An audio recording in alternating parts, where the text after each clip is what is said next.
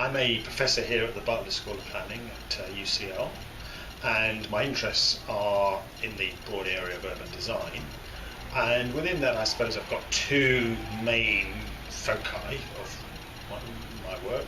One is around public space and issues to do with public space and public space design and management.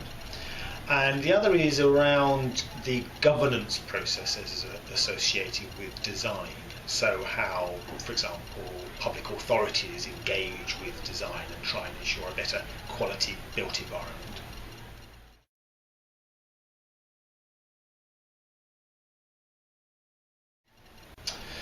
Yes, the paper in some respects was a bit of an accident.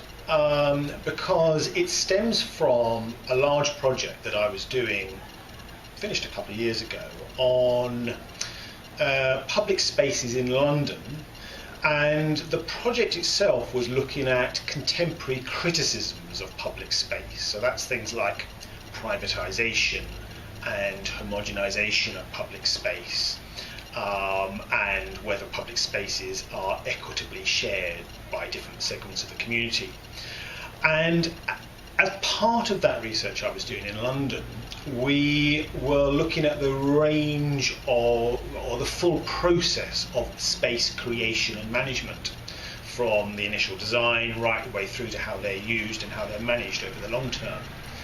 And whilst I was working on that and thinking about these issues, I started to realise that actually what we were looking at was quite a common process that was shared across different public spaces, and that there was perhaps a broader set of issues around the process of urban design that was worth reflecting on, as well as the other outcomes from the research project.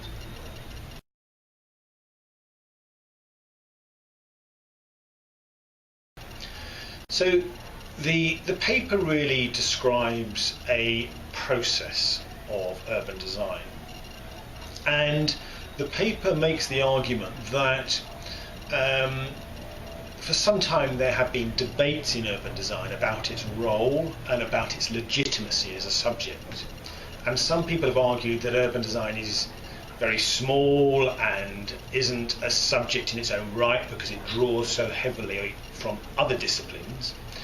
Whereas what I argue is, in fact, it is an important subject. It's a subject worthy of research. And perhaps at the core of our study of urban design should be a study of the processes by which urban design operates and places are shaped. And so the paper tries to map out what those processes are. And it argues that there are a number of components to this place shaping continuum, as I called it. One is around the various contexts that urban design is subject to in any one place. So, for example, the history and development practices of a particular area. In the case of my research, it was London. Also, the contemporary politics and how that shapes places and development processes. Then the process itself, from design through to development, through to how spaces are actually used, which also shapes them in various ways, to how they're managed over the long term. And then finally, an element around how the power relationships between the different stakeholders involved in shaping a place play out in any particular circumstances. So, I mean, for example, the relationships between the developer and the public authority, or between the public authority and the community, or between the community and the managers of a space. And all those things shape urban design, and shape it often over very long periods of time. And so that's why I've called it a place shaping continuum. And I suppose the paper argues that actually we can see similar place shaping continuums, all over the world in different cities and different places, and that seems to me to be a very worthwhile focus for study.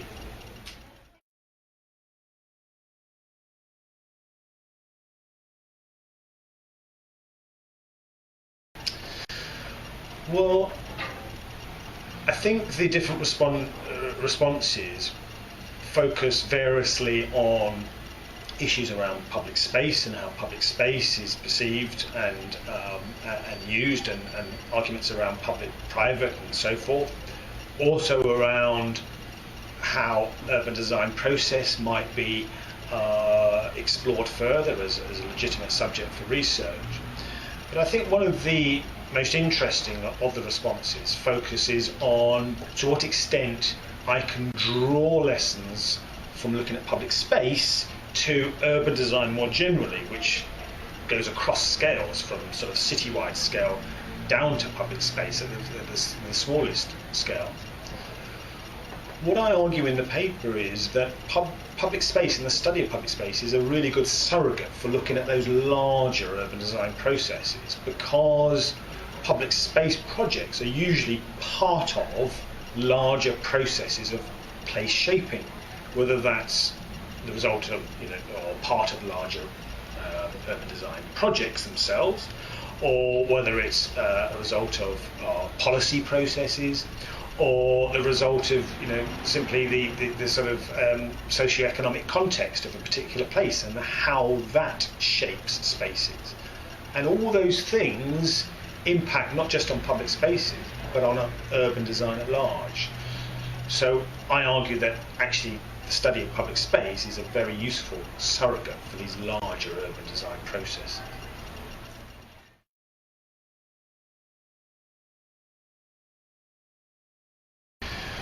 Well, I think urban design as a process is a very useful sort of core for the discipline. And I think the study of that process in different places, different cities, different countries, is an under-researched area within urban design. It's certainly something that I would like to see a lot more research in. Much urban design research touches on these issues, but it doesn't then necessarily become the core focus for the research. So I think there's a big agenda there to be explored.